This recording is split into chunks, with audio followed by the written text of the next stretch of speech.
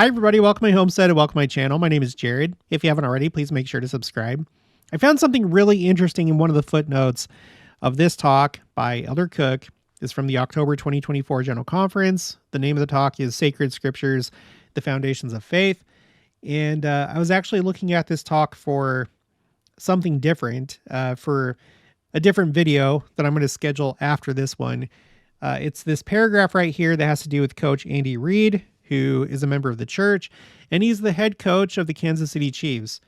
And at the end of this paragraph, Elder Cook talks about an influx of converts into the church.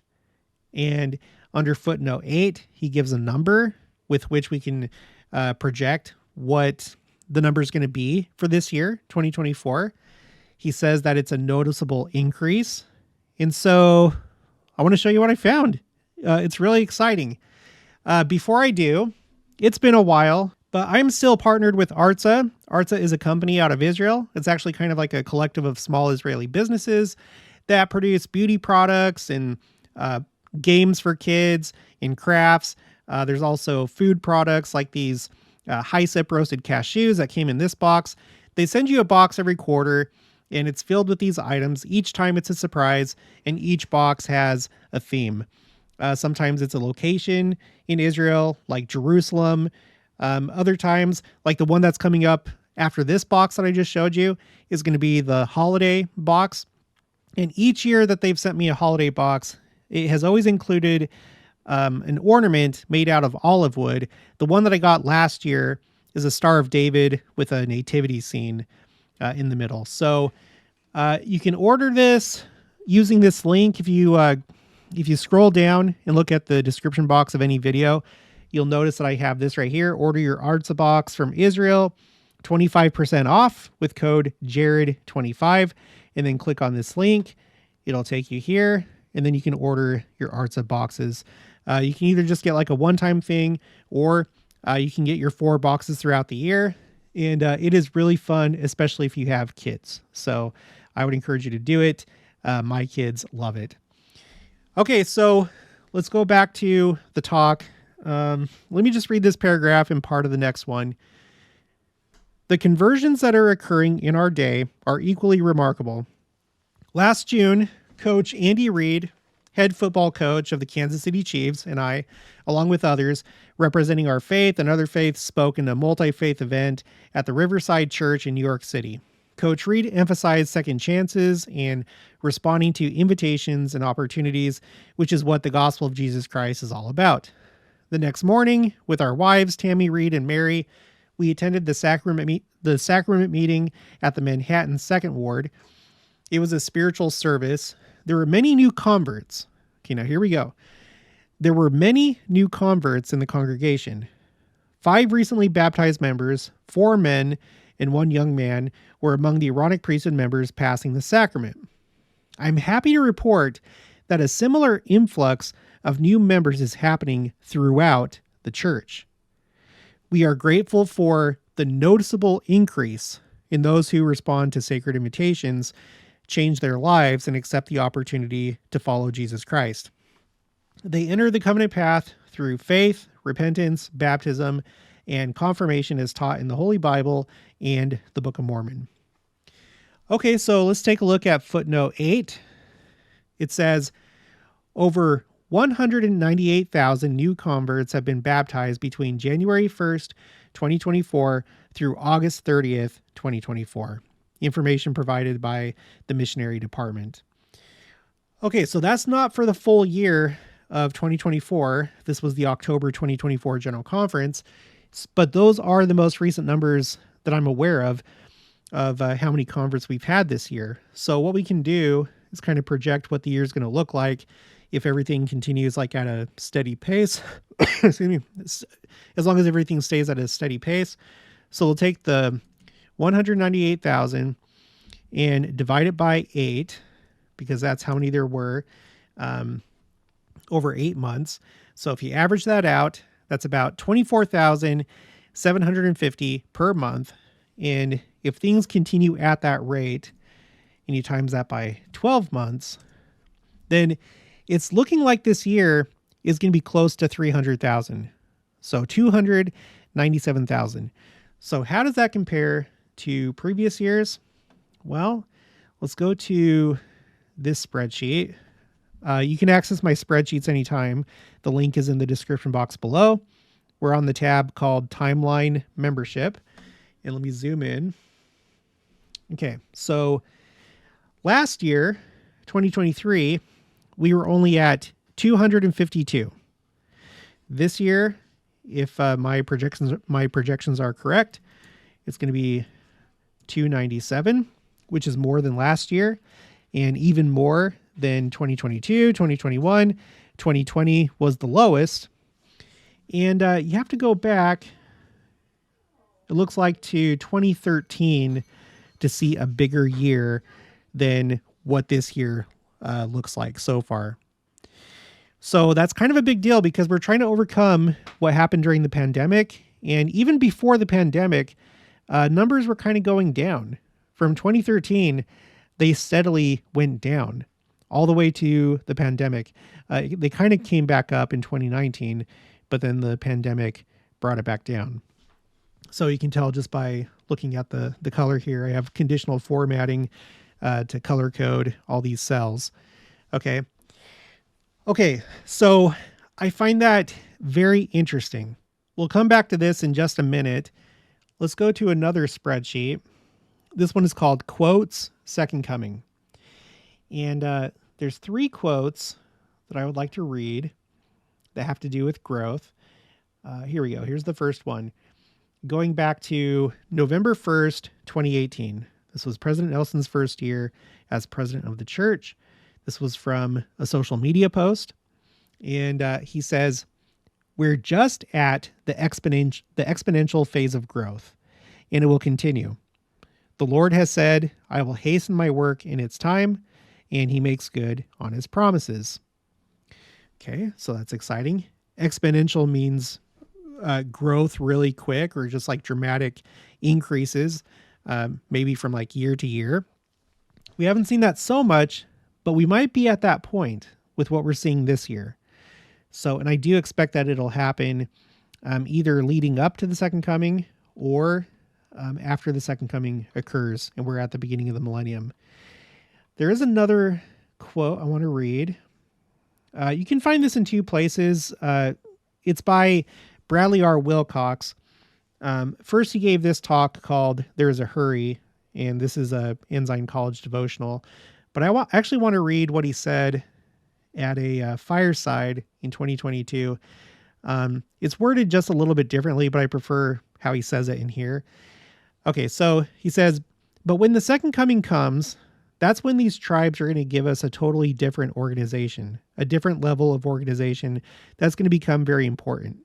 I mean, right now, we've got to get organized because when Jesus comes and he says, by the way, I belong to the Church of Jesus Christ of Latter-day Saints, and that's what he's going to say. So do you think there's going to be a little interest in the church? Oh, yeah.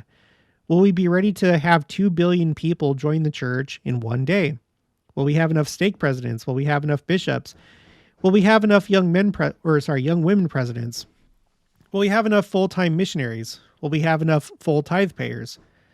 We got to get with it. We got to get organized so that when we have that huge influx into the church, it doesn't swamp us." So that's all I'm going to read from this, but you can read the rest of this on your own. Again, the link for my spreadsheets is in the description box below. This is from February 2nd, 2022. Okay, the last one that I want to share is from President Jeffrey R. Holland. This is on KSL News's YouTube channel. The name of the video is President Holland Rededicates Historic St. George, Utah Temple. And if you go to the 1 minute and 57-second mark, that's where you'll find this quote. He says, "These temples are being built for very large numbers of people to be having their temple experiences and making those covenants and changing the history of the world." So, and there's so much more that I could point to, but it's really clear to me that church leaders expect that the church is going to be growing really fast, and I think really soon. Speaking of temples, I have this spreadsheet called Temples Member Ratio, where I did another kind of like projection I looked at the ratio of members of the church to the number of temples in operation. And there's two possibilities.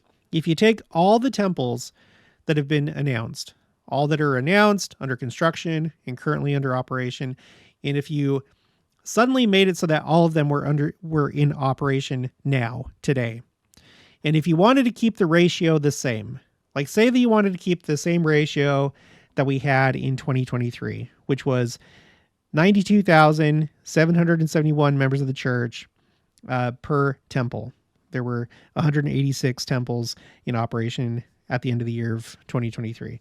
So if you wanted to keep that ratio the same, and all these temples all of a sudden became operational, the church would have to grow to 34 million people. It would have to double in size. If you wanted to keep the historic ratio, or like the average ratio, like I took all these, each ratio per year, and the average is 127,000 members per temple. So if that's the goal, then the church would have to increase to 46.6 million members of the church. So I do think that they think that the church is going to grow pretty quick. I tend to think that it's going to be a large influx at the time of the second coming and the beginning of the millennium, but we'll see. So that brings us back to this spreadsheet. We do see that it's starting to increase again. If you go back in time, for some reason, the biggest year, like when we're talking about the total number of converts, the biggest year was 1989 with 587,000. And the second largest year was 1990 with 452. Since that time, I guess like in the 90s, it kind of stayed at about the same level.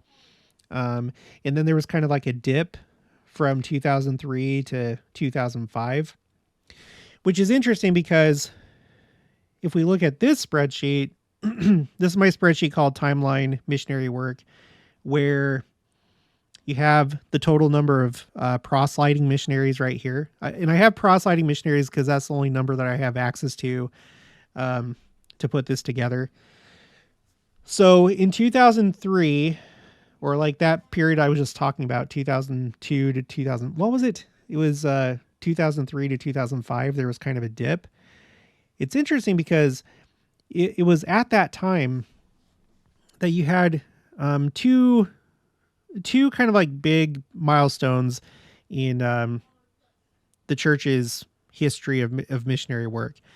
In 2002, there was this concept introduced of raising the bar, where the church said, okay, if you're going to go on a mission, we can't just have people like young men, well, especially young men, young women too, but we can't have young men getting their testimonies on their mission. They need to already have a testimony. They already have to be ready to go. We can't send you on a mission to change yourself. We're sending you to help change others, to bring the gospel to others and help them come to Christ. And so they increased the standards when it came to qualifying to going on a mission. This is back in 2002 and onward. Okay. And then 2004, which is when I went on my mission, I went to the Spain-Barcelona mission, and I was part of the first group to use the new Preach My Gospel manual. Before that, you had the lessons, which you would memorize, and then you would memorize the lessons, and then that's how you teach your lessons to your investigators is by memory. But then that changed with Preach My Gospel. So that's what was going on at that time. There was kind of like this dip.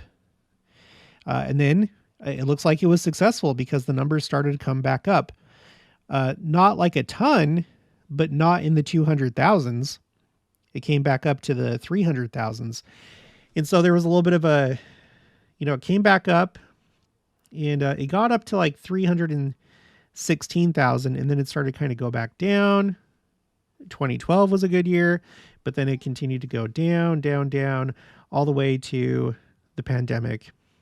And then again, the other exception is 2019. It kind of increased a little bit. But then you had the pandemic. Let's go back to this spreadsheet. You had the lowering of the mission age in 2012. That's probably what contributed to 2012 being a big year. You'd think that it would have had more of an effect because all of a sudden you had this like influx of missionaries going on their missions, and it did affect 2012, but I'm not so sure if it affected the years that followed, or maybe it did. It may be that the world just keeps getting more and more wicked, and so you can expect to have less and less baptisms. So maybe even with the lowering of the mission age, maybe the pace at which the world is getting wicked kind of outpaced that. I don't know. But those are just some observations. And then in 2018, you have President Nelson, who introduces the concept of the Lord's Youth Battalion. Okay, so 2018, Lord's Youth Battalion. And the way that it played out is the next year, you had that little spike where things had been going down for a while, and then there was a spike in 2019. It was a pretty sizable spike. But then the next year was the pandemic, and that really hurt things. Let's go back to this spreadsheet.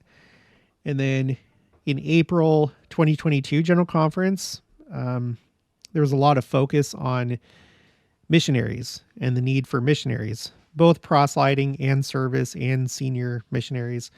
But President Nelson made a special request for the youth of the church to go on missions. And I don't have the article pulled up, but I think it was Elder Cook. Yeah, I think it was Elder Quentin L. Cook. He talked about the fact that we have seen a surge of people going on their missions. And you can see that right here in column E. So you had this surge back during President Monson's time, but that was because the missionary age was lowered, right? And then it started to kind of taper off, and it went down, down, down. There's the pandemic, but now it's coming back up. And Elder Cook, and I think others, credited President Nelson's request for all these missionaries. They said that there's not really any other way to explain it. They're responding. You have to go back to the year 2015 to see the same number of missionaries. But now you can't say that it's because of the lowering of the mission age. Back in 2015, that may have still been the case. This number may have still been tapering off. But now, after the pandemic, it really does seem like this is a surge. It'll be interesting to see what happens in the years that follow. Hopefully the second coming will happen, and then suddenly we'll have a huge influx of members, and therefore more and more missionaries, and then we'll have like millions of missionaries. I don't know. We'll have to see how it goes. But something exciting is happening right now.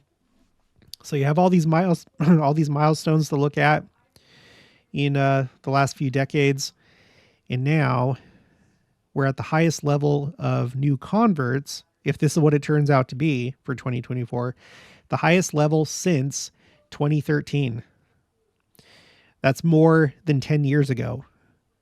So that's pretty good. And I can only assume, and it is an assumption, but I would assume that this trend would continue. I feel like 2020 was a year of Satan exercising his power the most that he could. You know, he was successful at hindering missionary work. He was successful at closing down all the temples worldwide. And, you know, there was the whole concern that some people, like once you shut down church for a while where you couldn't have in-person meetings, some of those people never came back. They just got used to, you know, staying at home, you know, and maybe that's one way to separate wheat and tares. Not saying that everybody's a tare that chose to stay home. Maybe just some people had weak testimonies and whatever, but 2020 was a time of the adversary's power, I think, but I think that's starting to come to an end, and we're leading up to the second coming right now as we speak. So, all right, so that's pretty much it. If you haven't already, please make sure to subscribe. Like this video if you liked it. Leave your thoughts and opinions down in the comments below. Also, make sure to share it, and I'll talk to you guys later.